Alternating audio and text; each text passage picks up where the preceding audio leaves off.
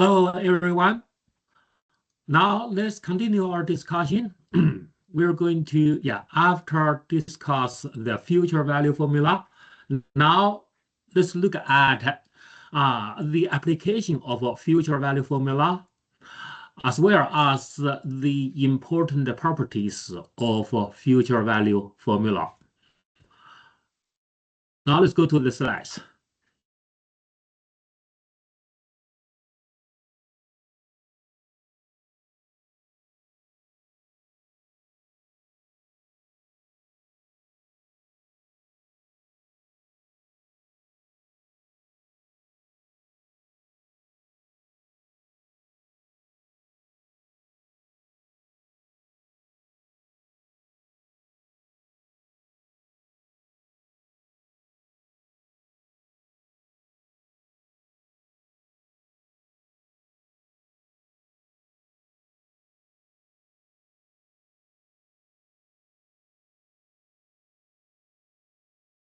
Okay, at the beginning, I told a story, Raymond's gambling story. Yeah, Raymond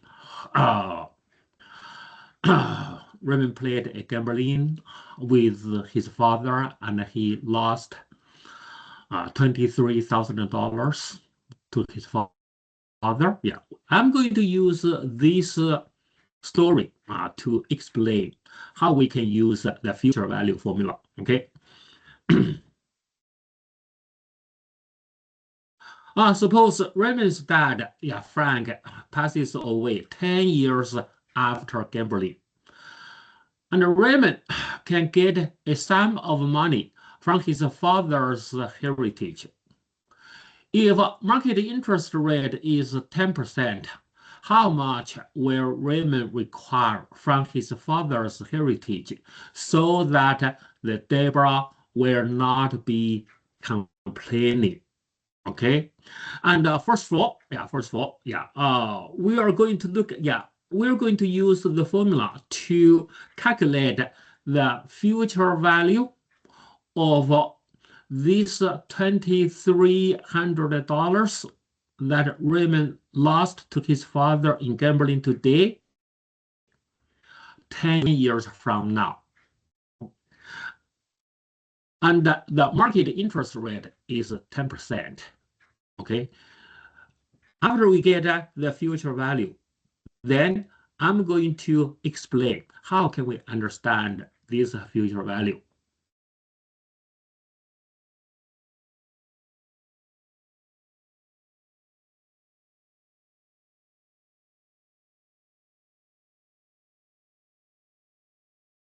Okay, now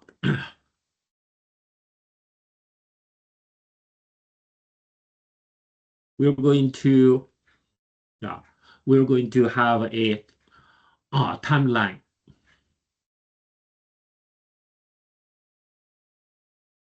Okay, over this 10 years timeline, I marked the year end. So that is the beginning, and then this is year end 1, and the second year end.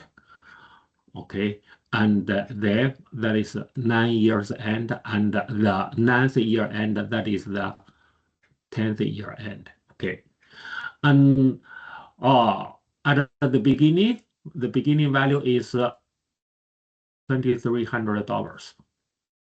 Okay, $2,300 over this 10 years timeline, and the interest rate. Now we know the market interest rate is 10%. Okay, market interest rate is 10%. Now using future value formula, then what is the future value at the end of the 10th year at this time point, right? Okay, using future value formula, then we know future value equals FV equals PV, present value. Present value is $2,300 times 1 plus R. What is R? R is 10%. 10%. So in decimal, that should be 0.10. Okay, then raised to the power of T. T measures the number of periods over your investment process, right? In our story, there are 10 years, so power should be 10. Okay. If we do the I believe you can use calculator to do this calculation. And if you do the calculation, I believe the future value is 5,965.61. So that is the future value, right? Over 10 years at the interest rate of 10%. Okay. After we get this number, then how can we understand this number, $5,965.61?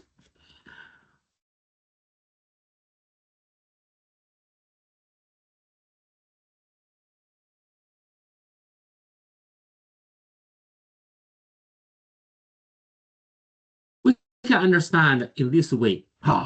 Let's suppose Raymond didn't lose $2,300 to his father in the gambling. Instead, he invested $20,000 into his bank account to earn the interest rate. 10%. To earn the interest rate 10%. Okay, because as I said, right, market interest rate is 10%. That means Raymond can go to the market to find any bank and save his dollars to earn the interest rate 10%. So this is a investment opportunity for Raymond. Okay, and Raymond keeps his bank. Raymond will keep his bank account for 10 years at the interest rate 10%. Then, how many dollars will Raymond have at the end of the 10th year? Of course, as we calculate, right? That is $5,009.60. That is $5,965.61. Okay. So now we can see if Raymond lost now we can see now Raymond lost $2,300 to his father, and if he can get back $5,900. If he can get back $5,965.61 from his father's heritage, it means the dollars Raymond will get from his father's heritage is equivalent the dollars Raymond can get from his investment, right? So because Raymond get the same dollars from his father's heritage as from his investment, then Deborah will not be complaining. That means Raymond doesn't lose a quarter. Raymond doesn't lose a cent, right? The $2,300 Raymond lost in the gambling is kind of an investment. Okay, so this is how we can understand this number. Okay, how can we understand this number? All right. Okay, now you know, how can we use the future value formula in the real world? Now, let me ask the second question. What if Frank, Raymond's father, dies 20 years after gambling? Okay, if if Raymond's father dies 20 years after gambling, then how many dollars will Raymond require from his father's heritage so that Deborah will not be complaining? Okay, the background or the market interest rate is the same. I leave this question to you. I believe you can operate your calculator to get the right answer. Okay. Here I show you the formula. Okay. Here it is future value equals present value times 1 plus interest rate. Interest rate is the same as I said, and then raised to the power of 20. Okay, and then we can get this number, $15,473.25. Okay, what does this mean? That means, yeah, this result shows that if Raymond received $15,473.25 from his father's heritage 20 years later, it is equivalent to investing $2,300 in a bank account for 20 years at the market interest rate 10%, right? It is equivalent. So in this case, yeah, Deborah will not be complaining. All right. Okay. Some students may ask, okay, how can we calculate 1 plus 0.10 raised to the power to a power 20 or to a power of 10? Okay, in your calculator you can find a power function. Now, yeah, let me get out of the slides and I show you how to run the calculator.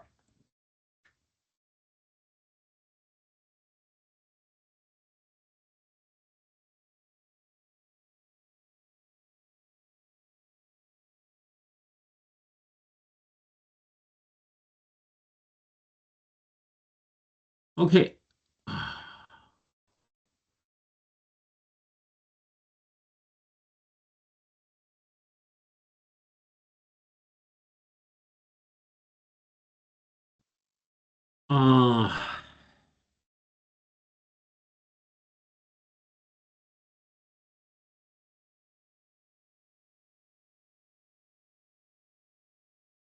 Okay, I believe you can see the calculator.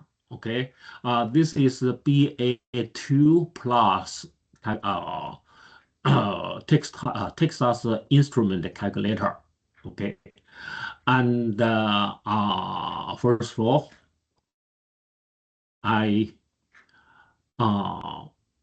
yeah, if you turn on your calculator, then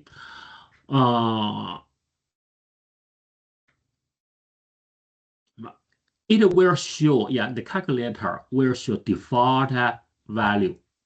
Okay, now in this case, yeah, I have set the decimal places as 6, so it shows the decimal places are 6.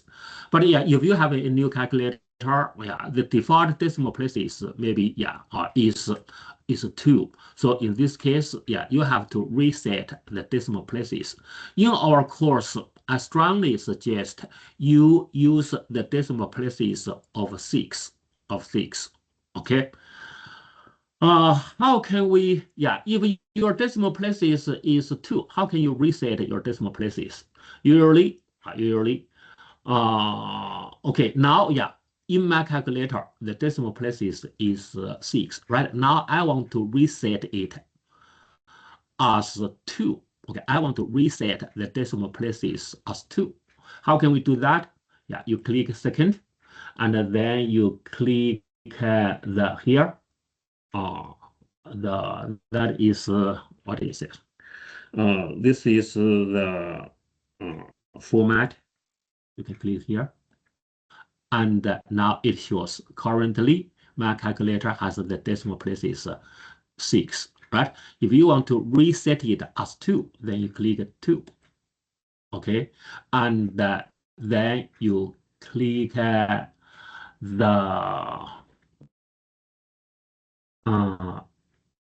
enter. Okay, after you click enter, now you can see the screen shows decimal places equals 2. Okay, now that means you have changed the decimal places from 6 to 2. And then you click second and then click quit. Now you can see, yeah, your decimal places is 2. Okay, just as I said, yeah, in our course, yeah, we want to have a more accurate result. Then in this case, I think you'd better to set your calculator's decimal places as 6. Okay, and because we are going to deal with the interest rate, growth rate, yeah, a variety of rates. And usually we show the rates, growth rates or interest rates in percentage, right? And in percentage, we usually keep 2 decimal places. Then in this case, in decimal, I think we should keep at least 4 decimal places. Okay, to be safe or to be more accurate, I usually keep, yeah, in decimal, I usually keep 6 decimal places. Okay, now I'm going to show you again. Now you can change or you can reset your decimal places to 6. Click second and then click the format, yeah, or the decimal points key. And now you can see currently the decimal places is 2. Now I'm going to click 6. This is the decimal places that I want. And then click enter. Okay. Now pay your attention to the screen. After I click enter, now you can see the screen changes, right? Now it says decimal places equal 6. That means we have already assigned 6 to decimal places. Okay, and then click second, click this key. That means that is quit. Quit. Now we have reset the decimal places. Okay. Now we can use first of all, I'm going to show you how to use the formula, future value formula to calculate the future value, right? So the future value formula,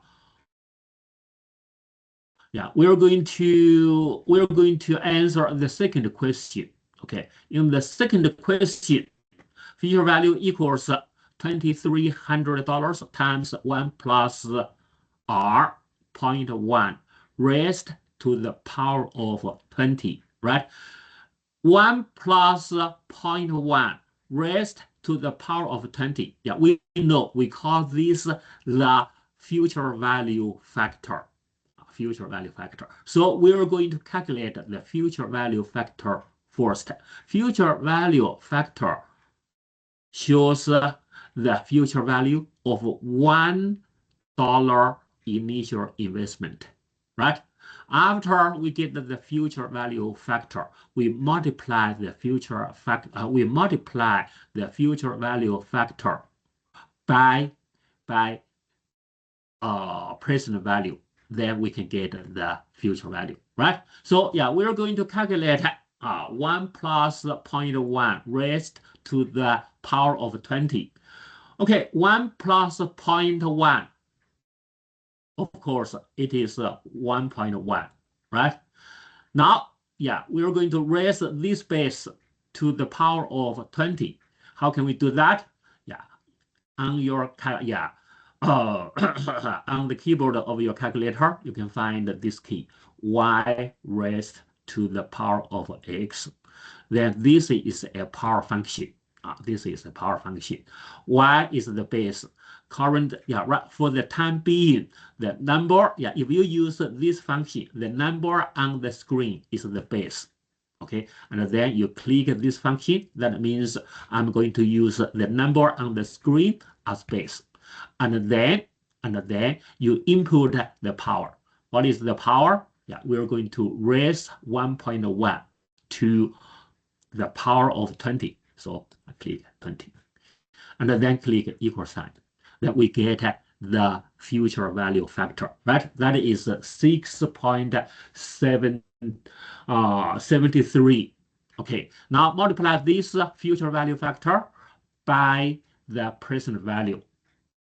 Present value is $23,000. Then click equal sign. That is the future value we get. All right. Okay. This is one way that we can use to calculate the future value. We know, in finance, in this course, we're going to use a financial calculator, or we're going to use a financial function in the calculator. Specifically, in this question, we can use the time value function. On your calculator, you can find that there are 5 keys. Okay, N, I over Y, PV, payment, and FV.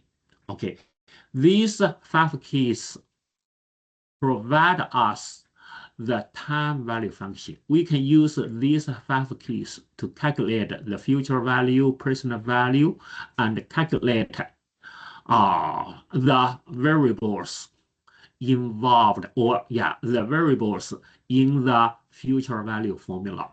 Okay, in this question, we're going to use this financial function to calculate the future value.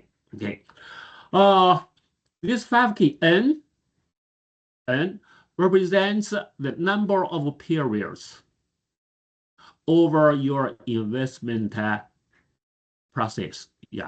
Investment process. Sometimes we call it the holding period or the holding time. So N is the number of periods of your holding time or your investment process.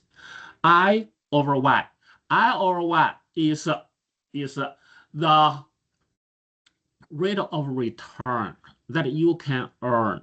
The rate of return per period that you can earn over these N periods.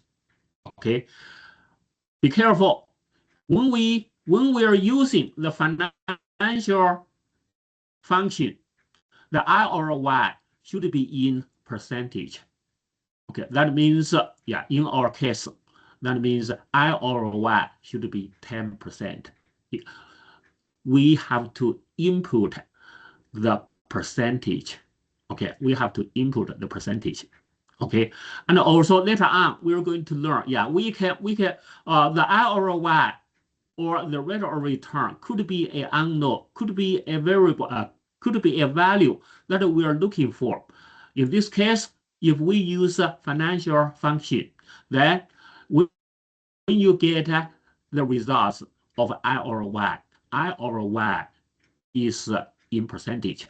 So that means percentage in and percentage out. Okay, PV represent the present value, and payment for the time being we don't use this key. Keep in mind, if we are dealing with a single cash flow investment, or if we are dealing the present value or future value issue of a single cash flow, we don't use payment. Okay, current, now we know, right? This is a single cash flow issue. Okay, we are going to calculate the future value of this single cash flow. So we don't use PMT. We don't use this key, payment. And then FV represents the future value. Okay, so among these 4 keys, N, I over Y, PV, and FV, if we know if we know the value of 4 variables, then we can find the fourth. Currently, we know, in our example, we know N, we know I over Y, we know present value. We can find out the present value. Okay, so now I'm going to use the financial calculator or financial calculator to answer the second question. What if Frank dies 20 years after gambling? All right. Okay. Then in this case, we want to calculate the future value of $2,300 20 years from now at the interest rate 10%. In this case, what is N? N is 20, right? N is 20. So we input 20 on the screen and then click N. Okay, after we click N, we can see, on the screen it shows N equals 20. That means we have input the 20. We have assigned the value of 20 to N. Now I over Y is a market interest rate, right? Is the or is the growth rate? Whatever, we can say it is growth rate is, in this case, it is a market interest rate. Or generally, if we look at the bank account as an investment, then we can say that is the rate of return. But anyway, I over Y is 10%. We have to input the 10% in percentage. So that is 10%. Okay, and then PV is present value. PV is present value. Present value, what is present value? Is $2,300. Okay, and then after your screen shows $2,300, then you click PV. After you click PV, now you can see PV equals $2,300. Okay, that means when this equal sign shows up, that means this value has been assigned to the PV. Okay. For the payment, we don't use this key. Okay, we don't use this key. However, even if we don't use this key, we have to make sure that the number in this key has been cleared. Okay.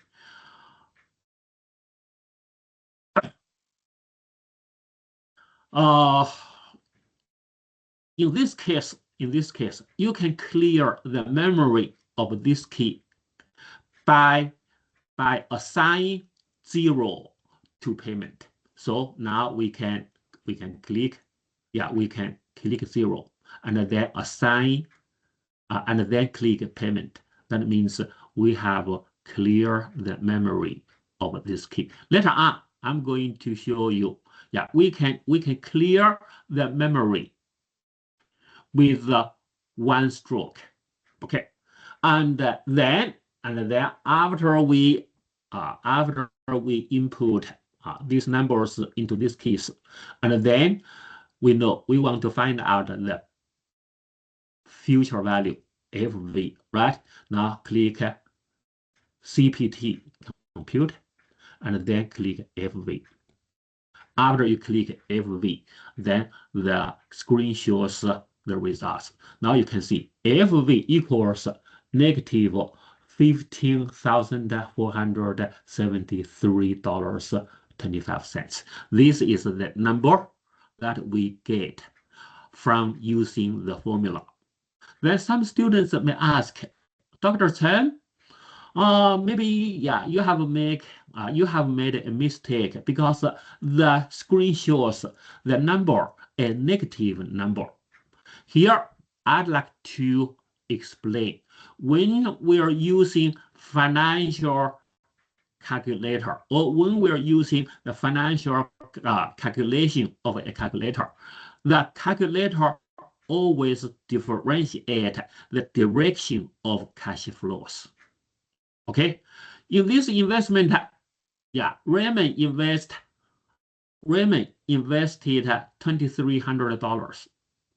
That is cash outflow. And 10 years later, he receives $15,473. That is cash inflow, right? So the directions are different.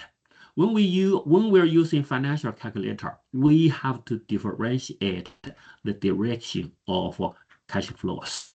Okay. In this operation, I differentiate cash outflow as positive, right? Yeah, at the beginning, Raymond invests $2,300. That is cash outflow.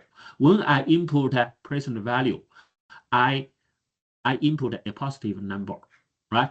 Then in this case, when we get the future value is cash inflow. Future value is defined as negative. Okay, future value, that is cash inflow. Yeah, it is defined as negative. Okay, so of course, yeah, in finance, generally we define cash outflow as negative, and we define cash inflow as negative. Now, from an investor's perspective, okay, at the beginning, present value is cash outflow. The future value that an investor expects to receive in the future is cash inflow. In our course, we usually follow this rule. If we follow this rule, then I'm going to run the calculator again. Okay. Keep in mind. Keep in mind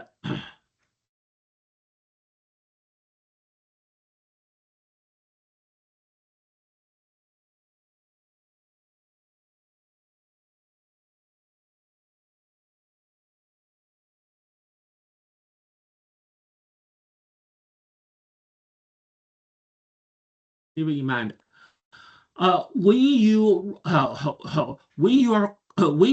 going to begin a new calculation, you'd better clear the memory. Yeah, because in the calculator, the memory in the keys are always kept. Even if you turn over your calculator, these keys, the value of these keys would be kept. When you turn on your calculator again, okay, then you can find when you turn on your calculator again, and the memory would be kept. So in order to guarantee that you get the right answer, usually, when you begin a new calculation, we always clear the memory. We always clear the memory.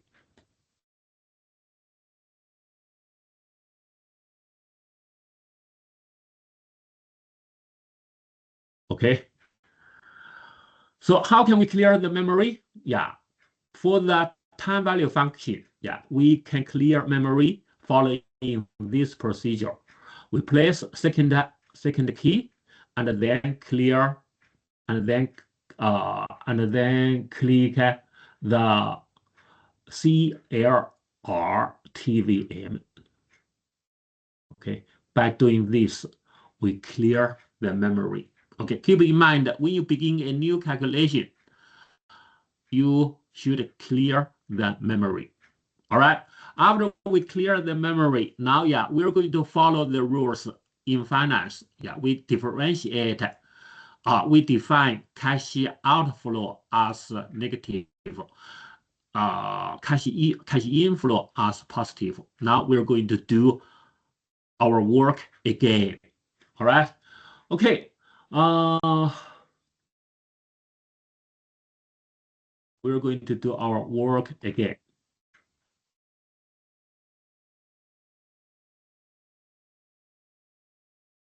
Okay. I clear the memory. Clear the memory. Okay, now what is n? N is 20, right? N is 20. Okay, what is I over y? I over y is 10%. Okay, be careful. Yeah, we have to input the we have to input the interest rate in percentage. Okay, that is I over y. Then what is the present value? Okay, from an investor's perspective, okay, present value is cash outflow, right? So that is negative 2300. Okay, after you input 2300, then you click this key, plus over minus. By click this key, you change the sign of the number on the screen. Now it is negative, right? And now click present value. Now we assign negative $2,300 to present value. Okay, payment PMT, just as I said, right? Before we begin our calculation, we have cleared the memory. If you are sure you have cleared the memory, then you don't have to assign a zero of value to payment. Okay, if you are not sure, then I think you'd better assign the zero to payment. Okay, and now we're going to find out FV, future value. This time you can see the future value on the screen would be positive. Okay, click compute and then click future value. Then you can get this number. But this number is exactly what we get, yeah, using the formula. All right. Okay, so that is how to use the future value formula. Okay, and in this slide,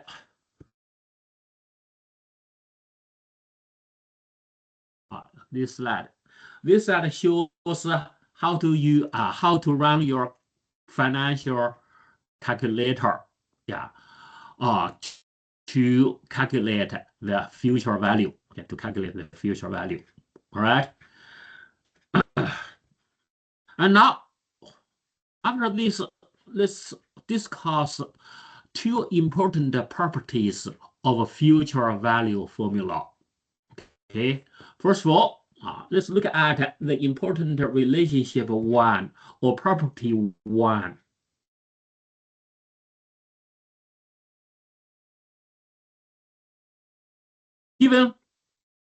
Given an interest rate as well as the present value, the longer the holding time, yeah, here holding time, yeah, is nothing but the investment process. The longer the investment process, the larger the future value. Series parables. Okay, series parables is a Latin. It means all else equal. Okay, or all else unchanged. Okay, and it is easy to understand this relationship. If we look at the future value formula, we know future value equals present value times 1 plus r raised to the power of t, right? Now we can see in this formula, if interest rate, or to be more general, yeah, if rate of return is fixed, okay, and if present value is fixed, now let's look at the relationship between FV and T. Of course, we can see, right? Yeah, when T increases, of course, the FV increases. So we can have the conclusion, okay? For a given R and the present value, as T increases, FV increases. Of course, as T decreases, FV decreases. Okay, that is property 1. Now let's look at the important relationship 2. Given the length of an investment process, or given the holding period, as well as the present value, the higher the interest rate, the larger the future value. Ceteris paribus. Again, ceteris paribus is a Latin that means all else equal. Okay. Here it is the future value formula. This time, P is fixed, right? PV is fixed. Now let's look at the relationship between FV and R. How FV changes as R changes. Of course, from this formula, now we can see, right? As R increases, then FV increases. Okay. Of course, as R decreases, then FV decreases. So we have this conclusion for a given T and PV. As R increases, FV increases. Okay. Or as R decreases, FV decreases. That is the second property. With this graph, we can have a better understanding of these two properties. First of all, let's look at how we read this graph. In this graph, the horizontal axis shows how long an investment process is. Now we can see, right? The length of investment process varies from 0 here. Yeah, of course, at this point, that is time 0, right? From 0 to 10 years. Okay, horizontal axis shows how long the investment process is. And the vertical axis shows the future value of $1 invested today for different time frames and rates. It shows the future value of today's $1 investment at different, for different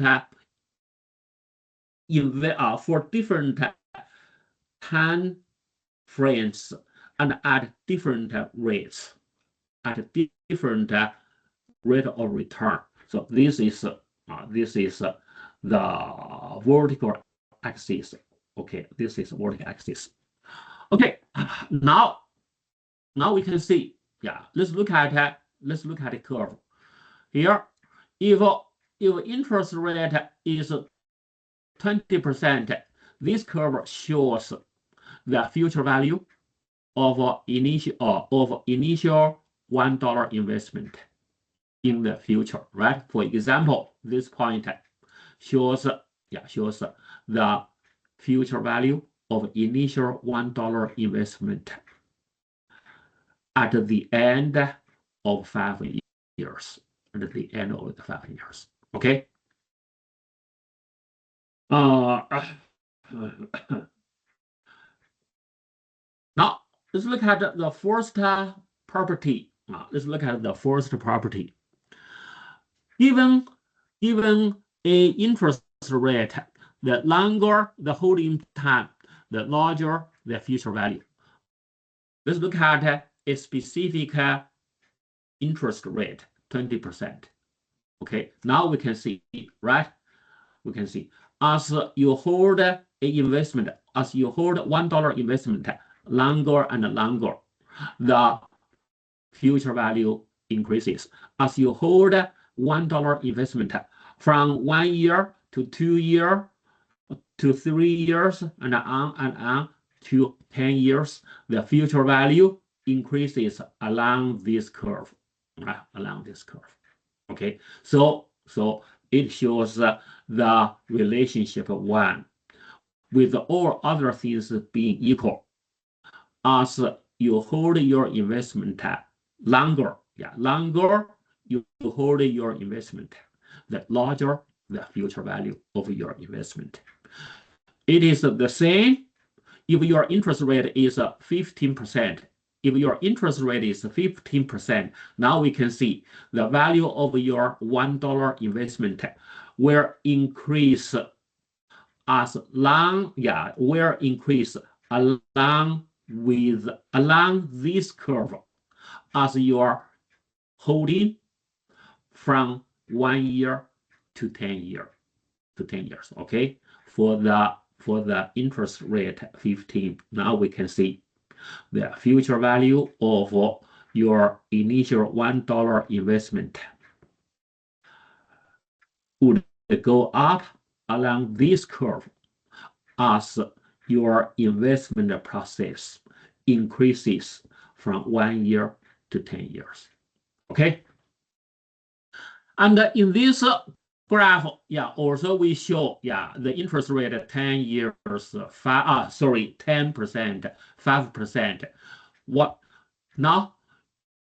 If you set up a specific interest rate, for example, 8.5%, I think you can draw your own line, right? You can draw your own curve that shows how future value increases as your investment process increases.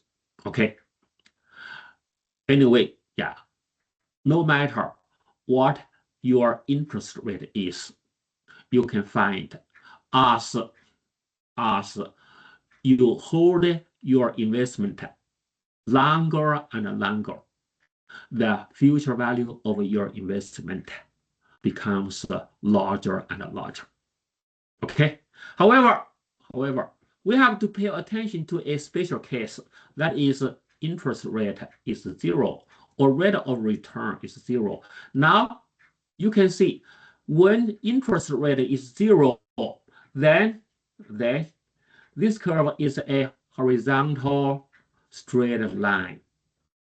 What does this mean? That means the future value doesn't change, right? The future value is always $1. Does it make sense? It makes economic sense. If interest rate is 0, what does this mean? That means the growth rate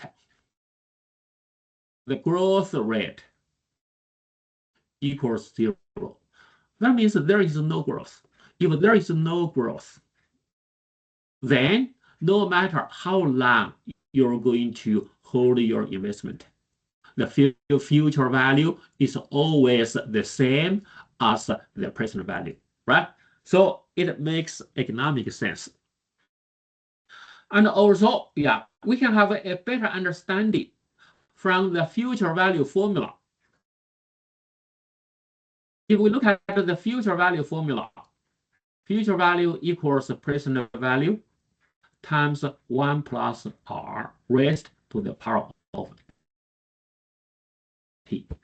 If r equals 0, then we can write the future value formula as present value times 1 plus 0 raised to the power of t. 1 plus 0 equals 1, right? Now, in this case, no matter, from the elementary algebra, we know no matter what the value t is, when base is 1, okay, no matter what the power is, it is always equal 1, right? Okay, in this case, no matter what the value t is, the value of this function is always 1. Okay, then you can see, because this term always has the value 1, then we can have present future value equals present value, right? So we can understand this. We can understand this special case using math. Now let's look at the second property.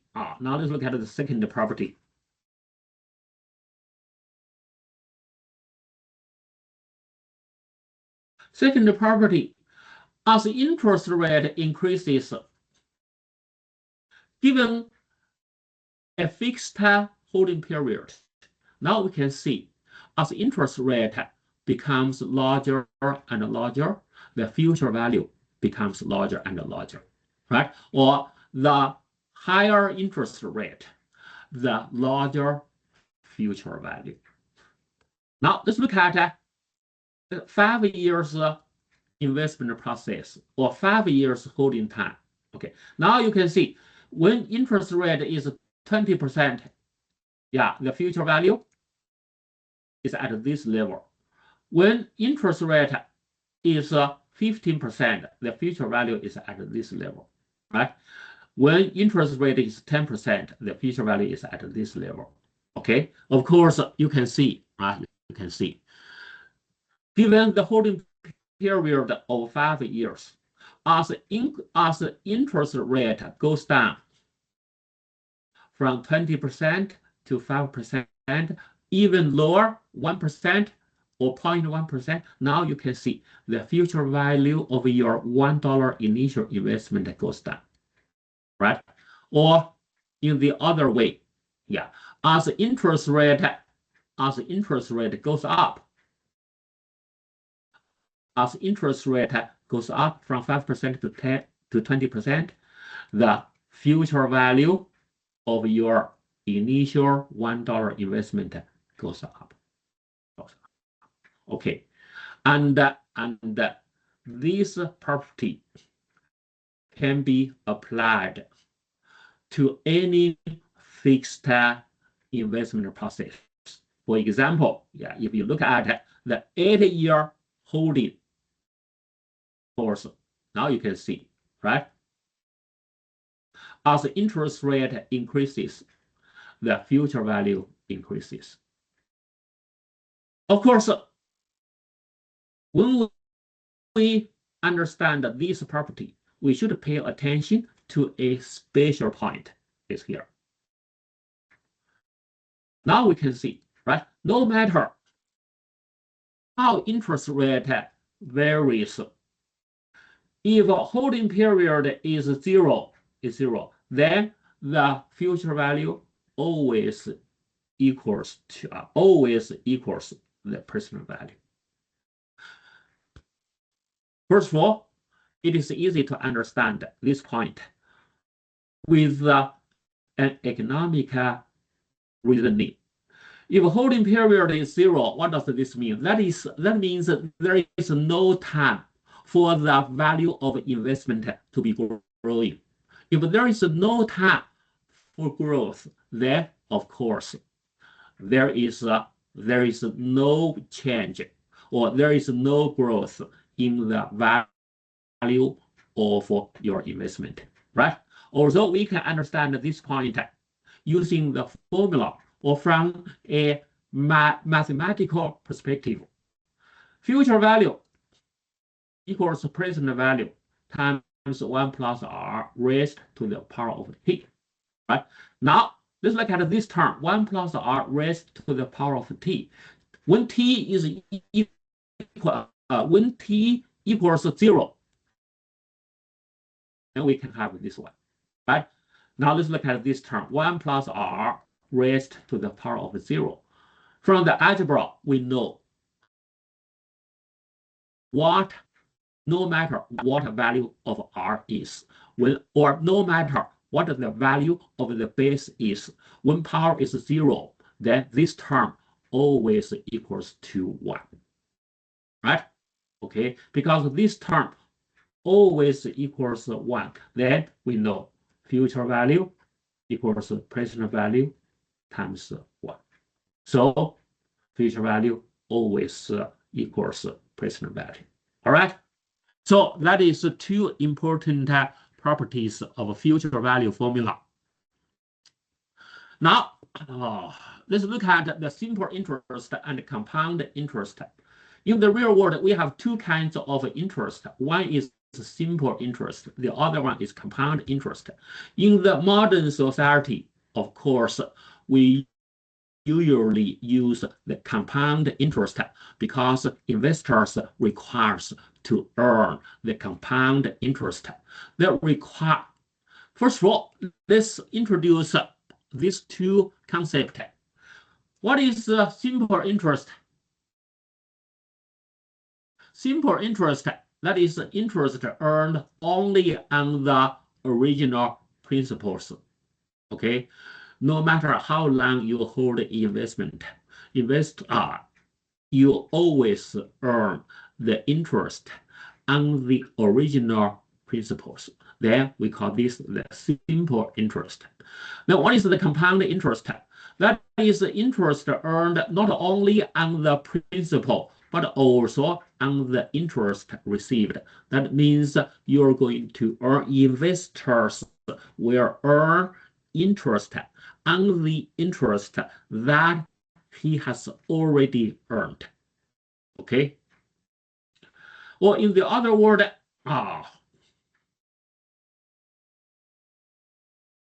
compound interest includes interest on interest.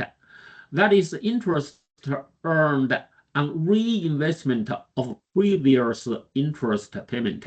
Yeah, when you receive a interest, yeah, you would reinvest this interest. And in the future, you're going to earn interest on this interest that you have already earned. So that is compound interest. Okay.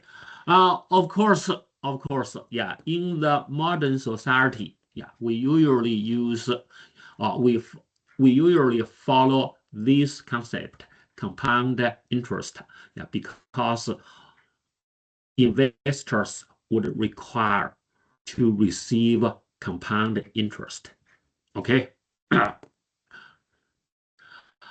Compound interest makes a big difference. Now let's look at the time effect of compounding. Okay, the longer you hold your investment, the larger effect of compounding you will receive. Now we're going to use an example to explain. 200 years ago, one of your relatives deposited $10 for you at a 5.5% interest rate. Okay, and this initial investment, $10, has been held for 200 years. Over these 200 years, the interest rate is 5.5%. Now, yeah, how much would you receive today? Okay, yeah, you're going to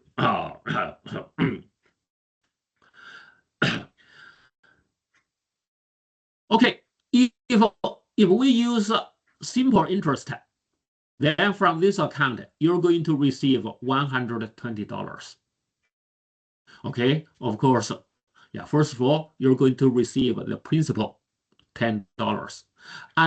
And for this principal, every year, you would receive interest, that is $10 times 0.055, right? 10 times 0.055, that is the interest you would receive for 1 year. And you're going to receive this interest for 200 years. So then we multiply 200. Okay, and then you can see in total you're going to receive $120. Okay, out of this $120, $10 is the principal and $110 is the interest. Okay, and with the compounding interest, now you can see, okay, how many dollars you would receive from this account. Okay, of course, we're going to use a future value formula. Future value equals present value, your initial investment, or yeah, the initial investment, $10, 200 years ago.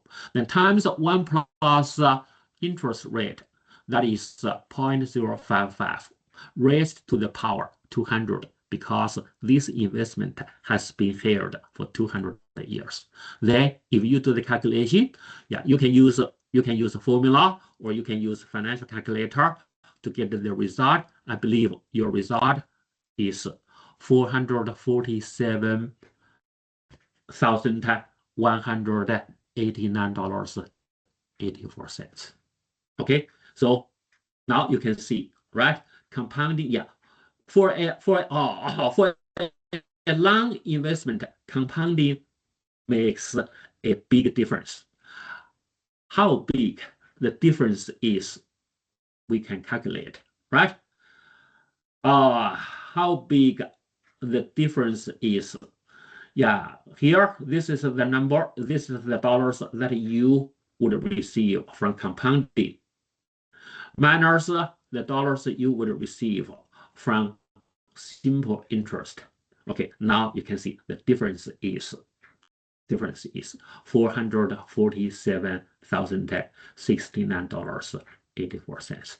So if you require the compounded interest, you would receive, in this investment, you would receive $447,069 more than simple interest. Compounding makes a big difference. Right?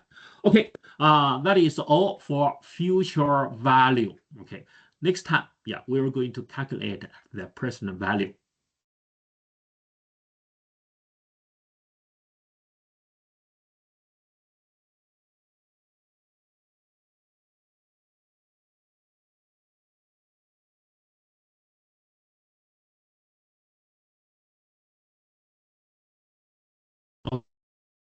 Okay, next time we are going to discuss the present value, all right?